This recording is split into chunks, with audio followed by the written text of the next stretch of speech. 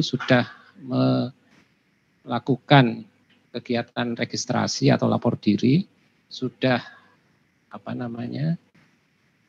diharapkan sudah selesai mengerjakan materi belajar mandiri, kemudian siap untuk mengumpulkan materi itu ke dalam LMS yang akan dimulai besok.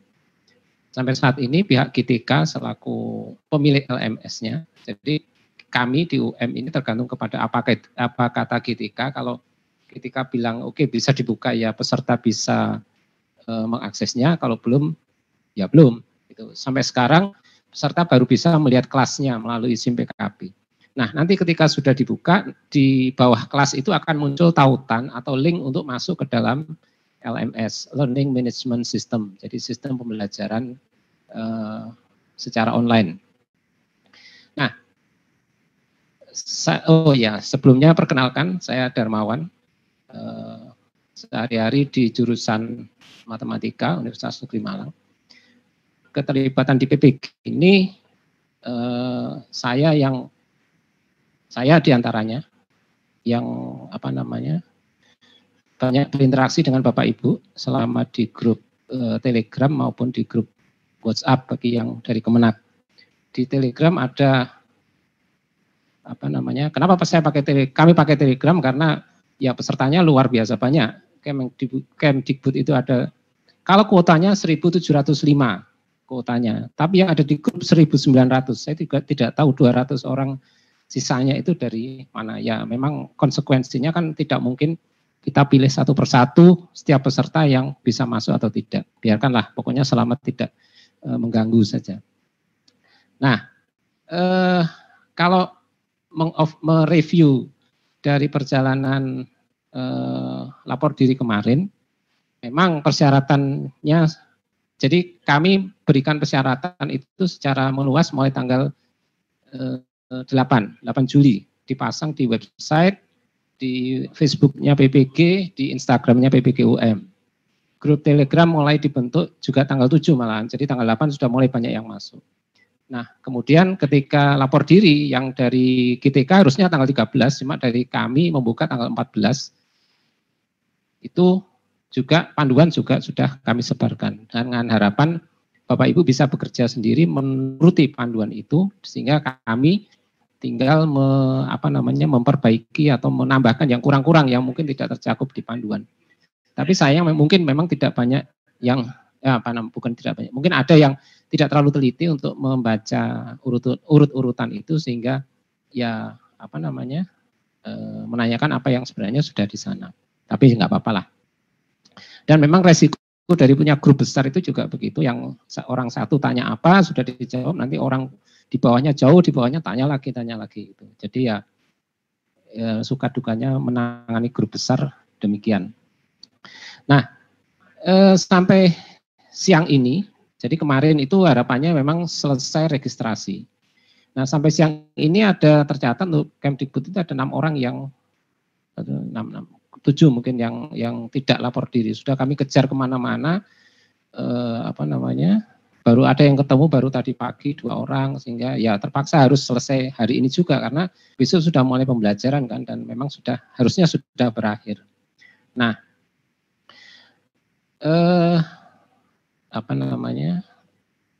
mulai hari ini sebenarnya pembelajaran kegiatan PPG secara resmi dimulai, kan tadi sudah dibuka oleh Bapak Wakil Rektor, Bapak Ketua Sekolah Pasca Sarjana. Kemudian besok mulai pembelajaran dengan guru dan dosen.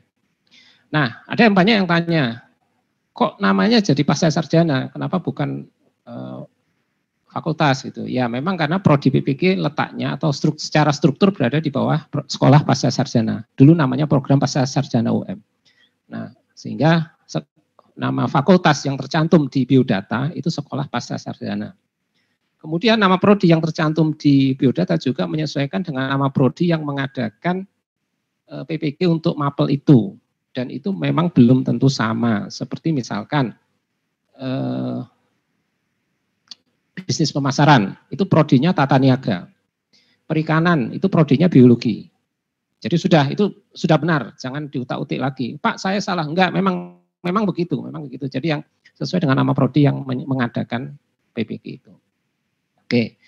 Nah, terkait LMS nanti biasanya baru 18 malam, nanti malam biasanya. Kalau enggak gitu ya besok pagi. Dilihat saja. Artinya akses peserta ke LMS itu baru bisa nanti malam atau besok pagi.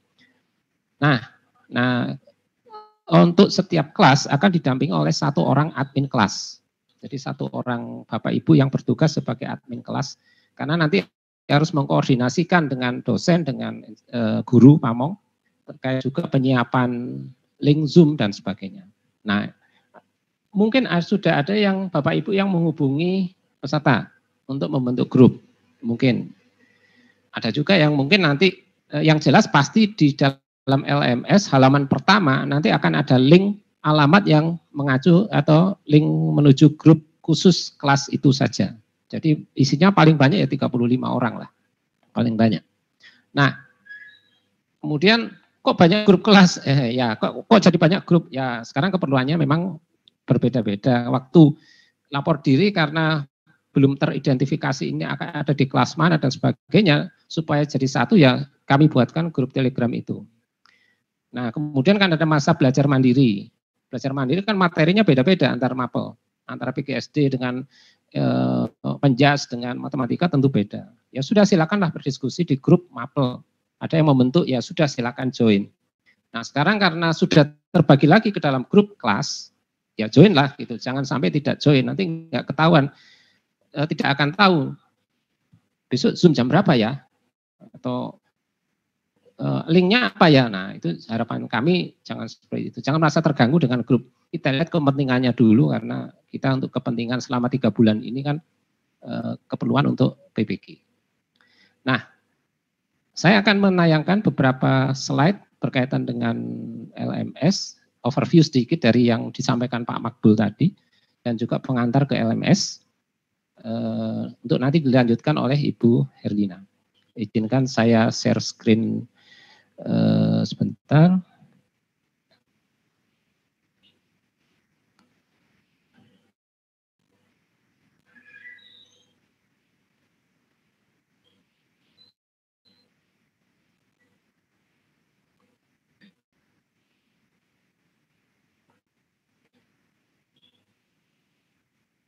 Baik, ini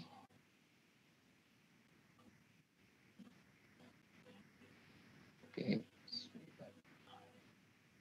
Ya, ini slide saya, materi nanti. Oh ya, tadi ada yang tanya materinya dibagikan. Ya, nanti kami bagikan slide-slide yang dijelaskan Pak Makbul.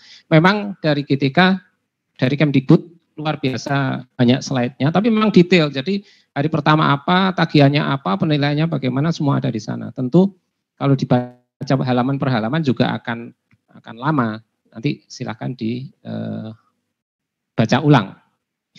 Baik, ini secara jadwal bahwa PPG akan dilakukan mulai hari ini 18 Juli sampai nanti 30 September.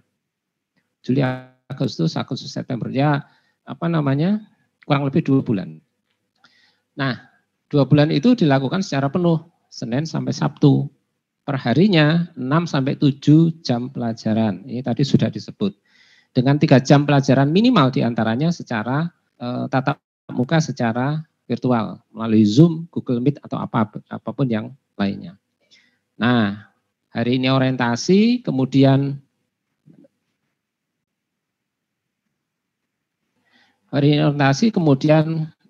ada pembelajaran mulai tanggal 19 sampai 29 September. Kemudian nanti ini lengkap mulai dari pendalaman materi sampai PPL, kemudian nanti ada wawasan kebinekaan, barulah UKM PPG yang ini tentatif jadwalnya mungkin tanggal sekian, mungkin bisa maju bisa mundur. Intinya demikian. Nah, Kemdikbud Angkatan 1 dan Kemenak Angkatan 1 memiliki jadwal yang sama. Memang sengaja dibarengkan, bersamakan. Tahun lalu Kemenak itu jadwalnya lebih mundur dari Kemdikbud sehingga menangani barang yang sama tapi dalam waktu yang terpisah juga repot. Sekarang bisa bareng sehingga langsung serentak. Oke, secara jadwal sama. Tapi kalau UKM PPG biasanya Kemenang itu punya periode sendiri, terpisah dari Kemdikbud. Nah, ini kalau secara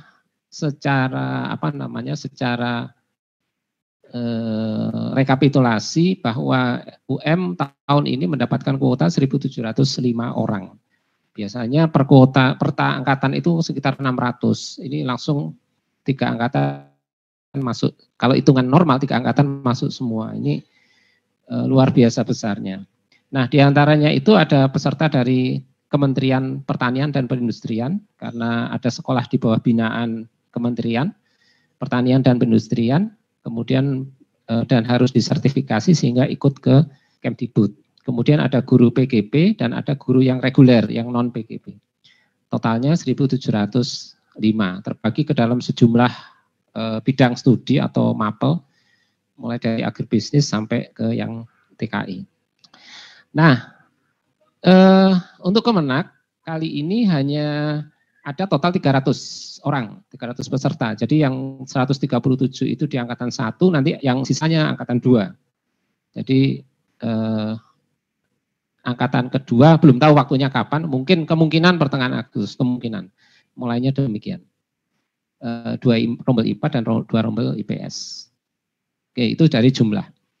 Nah, kemudian ini kira-kira tahapan desain secara umum, tahapan penyelenggaraan PPG. Ini saya mengambil gambar dari slide tahun 2021, tapi langkahnya masih sama. Pertama, guru yang memenuhi persyaratan, kemudian ada seleksi administrasi, itu yang menjadi kewenangan GTK. Kami tidak tahu bagaimana proses seleksinya. Kemudian ada konfirmasi kesediaan, bersediakah menjadi peserta. Kalau di Kemdikbud ada kuota utama, kuota cadangan. Nah, tapi semua mengisi konfirmasi kesediaan. Sudah itu barulah ditetapkan. Nah, ditetapkan muncullah link untuk download A1 dan sebagainya. Itu peserta lalu melakukan lapor diri di perguruan tinggi yang ditunjuk. Barulah dari situ akan mulai masuk ke pembelajaran. Ada pendalaman materi, ada pengembangan perangkat, ada uji komprehensif, dan ada PPL. Tadi juga sudah disebutkan di oleh Pak Makbul. Nah, selama pendalaman materi sampai PPL, LMS, Learning Management System ini tetap akan digunakan. Jadi nanti di dalamnya ada untuk download materi, untuk upload tugas, untuk mengisi mengerjakan tes formatif dan sebagainya, ada di sana. Termasuk juga misalkan informasi link untuk Google Meet-nya atau link untuk Zoom-nya di mana, itu akan diinformasikan melalui sana. Jadi kurang lebih selama 2 bulan itu LMS digunakan. Nah, ini memang menuntut kesiapan dari masing-masing mahasiswa. Ya, konsekuensi dari PPG secara daring ya memang harus siap perangkat untuk daring. Ada komputer, ada koneksi internet. Ya, mau tidak mau memang nggak bisa dihindari. Ya, memang jadi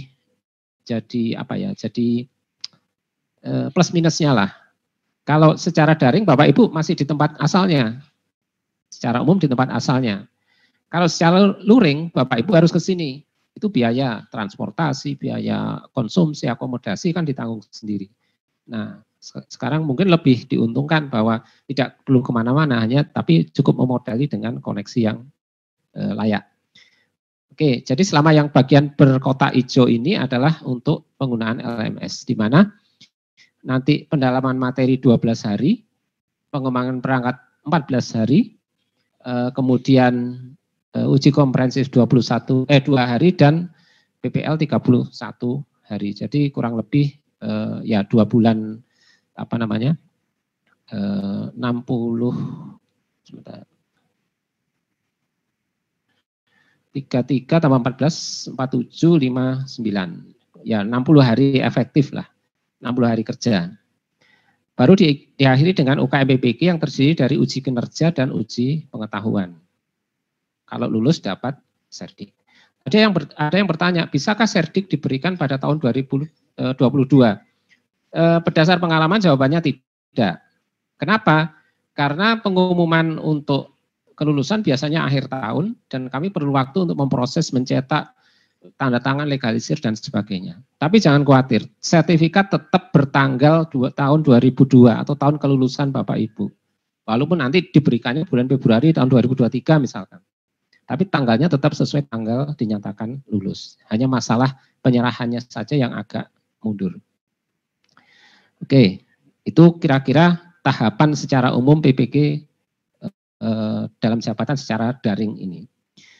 Nah, ini tadi juga sudah disebutkan oleh Pak Makbul tentang belajar mandiri. Belajar mandiri harusnya sudah dilakukan sejak tanggal 6 lalu. Mungkin bagi Bapak Ibu yang belum selesai atau belum memulai, segeralah mengerjakannya. Jadi ada 6 modul profesional atau 6 modul bidang studi yang masing-masing modul itu memiliki 1 lembar kerja. Kalau pertanyaannya sama antar modul sama, cuma isinya kan tergantung apa isi modul 1 apa, modul 2 apa begitu. Nah, 6 file itu yang dikumpulkan besok ketika LMS-nya sudah bisa diakses peserta hari pertama. Itu aktivitas belajar mandiri. Nah, kemudian nanti ini tadi sudah sempat dibahas Pak Edi tentang pendalaman materi. Jadi nanti ini rinciannya nanti kan ada 3 hari. Pertama misalkan identifikasi masalah, kemudian baru eksplorasi, baru penentuan penyebab masalah dan sebagainya.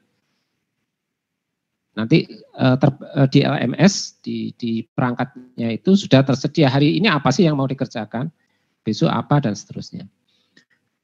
Itu pendalaman materi 12 hari. Kemudian pengembangan perangkat 14 hari. Jadi mengembangkan RPP yang akan dipraktekkan selama dalam teaching. Nah, ada 14 hari. Mulai dari eksplorasi, penentuan solusi dan seterusnya yang diharapkan secara komprehensif menghasilkan RPP yang sangat bagus untuk dicobakan. Baru kemudian PPL. Nah, PPL ini dilaksanakan di sekolah masing-masing. Sebelum PPL ada uji komprehensif. Uji komprehensif nanti bentuknya tanya jawab. Jadi ada dosen dan guru penguji yang akan memberikan pertanyaan atas apa yang Bapak Ibu ketahui, pengetahuan Bapak Ibu. Jadi tanya jawab secara langsung begitu. Nah, kalau lulus baru bisa PPL. Kalau tidak lulus diberi kesempatan mengulang. Nah, jadi ini bersyarat pintu pertamanya di situ. Kalau lulus bisa PPL, kalau enggak mengulang. Kalau masih enggak lulus terpaksa harus berhenti. Jadi mohon dipersiapkan nanti uji komprehensif ini dengan baik sehingga bisa lanjut ke PPL. PPL dilaksanakan di sekolah masing-masing, sekolahnya sendiri. Tentang tagihan-tagihan atau produk apa yang harus dihasilkan nanti ada di slide yang lebih rinci. Saya tidak menayangkan saat ini, nanti filenya akan kami share. Yang jelas ada produk video, ada ada yang harus diunggah di media online, YouTube kah atau di guru berbagi kah atau yang lain sebagai bukti kinerja Bapak Ibu. Nah, artinya apa? Ya menuntut kesiapan bagaimana mengambil videonya, bagaimana cara upload, bagaimana membuat akun YouTube misalkan. Bagaimana mengedit video, karena pembelajaran normal kan 2 jam pelajaran, 2 JP. Tapi kan yang dilaporkan enggak sepanjang itu. Cukup diedit menjadi 15 menit. 15 menit yang lengkap mulai dari pembukaan sampai penutupan, dari awal sampai akhir. Ya mungkin bagian tertentu memang sengaja tidak dimasukkan atau dipotong begitu. Ketika gambar diskusi misalkan ya tidak perlu sepanjang itu diskusi ditayangkan, cukup diambil beberapa detik kah atau semenit kah atau bagaimana untuk menunjukkan prosesnya. Nanti teknisnya akan disampaikan lebih lanjut. Nah, barulah kemudian, ini uji komprehensif, kebalik slide-nya. 50 JP atau kok 50 JP? 50 menit ini, 50 menit atau 1 JP. Ini 50 menit harusnya. Ya tulisannya 50 JP. Ya harusnya itu 1 JP 50 menit. Berbasis RPP, jadi berbasis apa yang Bapak Ibu lakukan selama dalam pengembangan RPP. Tentu kan ada konsepnya jelas ditanyakan, bagaimana materinya dan sebagainya itu. Jadi kalau Bapak Ibu membuat sendiri tentu akan menguasai lah itu. Sehingga harapannya tidak akan gagal di uji komprehensif ini. Oke, setelah PPL nanti ada UKM PPG, uji kompetensi mahasiswa pendidikan profesi guru. Nah, nanti ada dua macam, uji pengetahuan dan uji kinerja.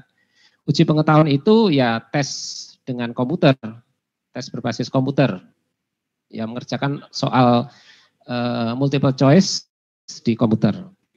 Kisi-kisinya sebenarnya sudah dipublikasikan, jadi bisa dipelajari dari kisi-kisi yang terpublikasi itu di websitenya UKM PPG untuk belajar uji pengetahuan. Kemudian ada uji kinerja. Nah, uji kinerja ini ya uji praktek, jadi praktek real di kelas Bapak Ibu sendiri. Ya, ada gurunya, ada siswanya, ada sesuatu yang dilakukan yang direkam dengan video. Nah, nanti video itu yang diupload sehingga bisa dinilai oleh para penguji. Nah, tidak hanya itu, tapi ada juga menyertakan portofolio. Jadi dokumen atau bukti kinerja selama 3 tahun terakhir. Kalau peraturannya belum berubah 3 tahun terakhir. Dihitung tidak termasuk menjadi PPG. Jadi ketika tanggal sekarang Bapak Ibu punya sertifikat bertanggal 1 Agustus itu nggak akan dinilai. Jadi sebelum PPG ke belakang 3 tahun. Jadi kan 19, 20, 21, Juli 19 sampai Juli 20, 1 tahun, Juli 22 sampai Juli 21, Juli 21 sampai Juli 22. Nah, batasnya itu. Tapi itu teknisnya nanti lebih lanjut ada penjelasan. Tapi kira-kira gambarannya demikian. Oke, ini UKIN, ada pembelajaran, ada portofolio. Kemudian, ini ya ini teknisnya nanti ini kok katut juga. Oke. Ya, ini portofolio ada rekam jejak selama 3 tahun sebelum mengikuti PPG. Kemudian ada 4 komponen wajib, penelitian karya ilmiah. Jangan dibayangkan harus membuat PTK, tidak. Mungkin punya tulisan di majalah, mungkin punya tulisan di seminar dan sebagainya, itu bisa. Ada refleksi, pencarian informasi baru, inovasi, serta 2 komponennya nanti. Bentuknya kayak apa? Tunggulah nanti. Kemudian ya ada pengarahan tersendiri. Oke, ini kisi-kisi uji pengetahuan, ini bisa diambil dari websitenya UKM PPG. Sudah ada linknya ukm.ppg.kemdikbud.go.id. Nah, kemudian yang diuji adalah pengetahuan sebagai guru untuk bidang itu. Tidak membedakan, oh ini penjaskes SMP dan penjaskes SD, sekolahnya beda, tidak. Kemudian guru kelas rendah, kelas tinggi juga tidak. Ya guru SD ya guru SD, guru penjas ya guru penjas, tidak melihat jenjangnya apakah SMP atau SMK. Kemudian UP dilaksanakan berbasis domisili. Ini sampai periode 1 tahun 2022. Artinya dilaksanakan dari tempat Bapak Ibu masing-masing dengan perangkat Bapak Ibu masing-masing. Kami pengawas di sini hanya mengawasi secara jarak jauh. Nah, kami tidak tahu tahun berikutnya, jangan-jangan kondisi membaik, boleh ujian di LPTK, ya ada kemungkinan. Mungkin ditempatkan di LPTK terdekat, ya LPTK UM misalkan. Mungkin mahasiswa yang dari sekitar Malang misalkan, ujiannya di UM. Nanti ada yang di Surabaya dan sebagainya. Bisa jadi demikian. Dulu sebelum COVID polanya demikian, jadi mahasiswa datang ke LPTK yang terdekat. Oke. Kemudian ini tadi sudah disebut selama dalam PPG setiap kelas didampingi oleh admin kelas dan menangani operasional kelas itu. Jadi yang berperan admin, saya sebagai admin di grup besar sudah berhenti tugas saya. Ibaratnya saya mengantarkan Bapak Ibu masuk kelas, sudah saya nunggu aja di luar. Nanti di kelas ditangani oleh orang lain gitu. Nah, LMS untuk mahasiswa Kemdikbud. Ini makanya saya taruh kuning ini karena ada sedikit beda cara. Mahasiswa Kemdikbud masuk bisa melalui ppg.simpkb.id dengan username dan password SimPKB seperti biasanya. Kalau masuk SimPKB kan ada banyak pilihan, ada guru penggerak, ada guru berbagi, ada pendidikan PPG dalam jabatan. Nah, nanti bisa akhirnya mengarah ke halaman ini. Jadi diingat-ingat username password SimPKB-nya apa? jangan lupa gitu. Kemudian kalau lupa jangan tanya saya juga tidak bisa mereset password itu. Itu yang punya kewenangan di Dinas Pendidikan atau MGMP katanya demikian. Oke, itu halaman pertama. Nah, nanti kemudian masuk ada link atau tautan kelas LMS. Sekarang belum. Yang tampak kan baru pembelajaran mandiri kan. Nah, ini yang baru kelihatan sekarang. Nanti akan muncul kelas LMS. Nah, inilah yang pintu masuk ke dalam LMS-nya. Nah, nanti akan mengarah kepada kira-kira halamannya, tampilannya demikian. Nanti baru memilih bagian diklatku. Kemudian muncullah nanti. Nah, sementara ini kan munculnya ini.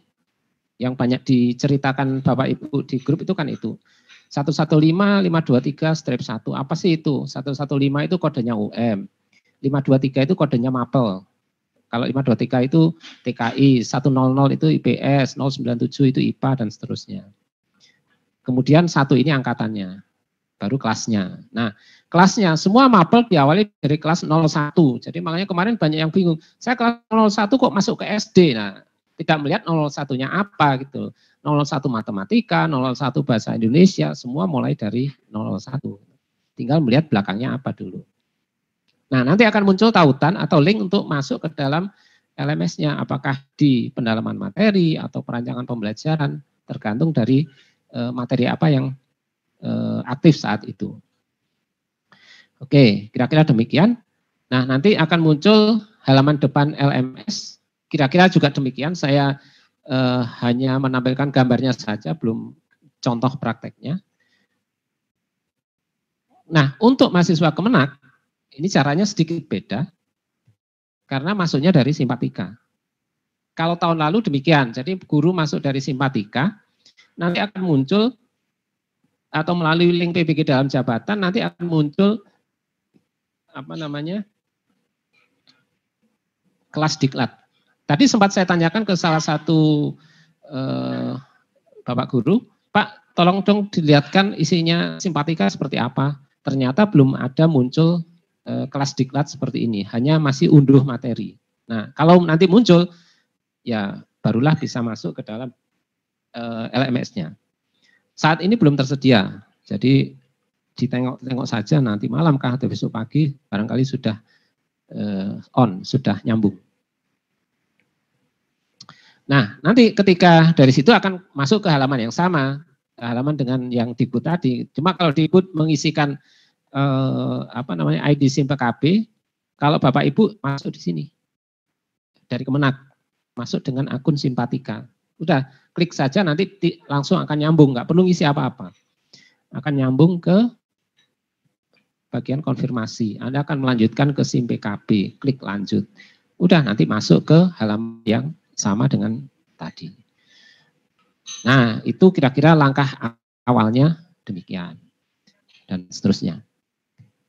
Oke, sama. Nah, jadi nanti pihak-pihak yang berperan di dalam LMS, ada dosen, admin kelas, dan mahasiswa.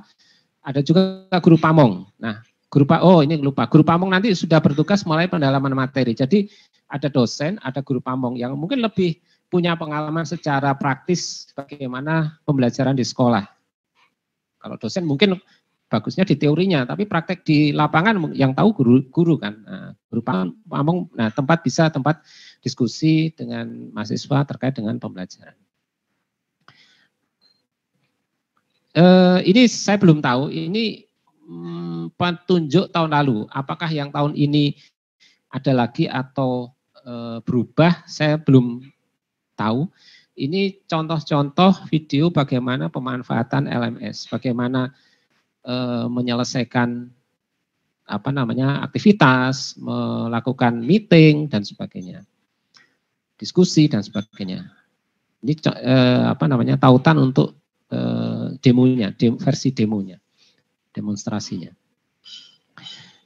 Oke, yang diperlukan apa? Ada komputer, ada jaringan, kemudian akun Zoom atau Google Meet yang bisa untuk merekam.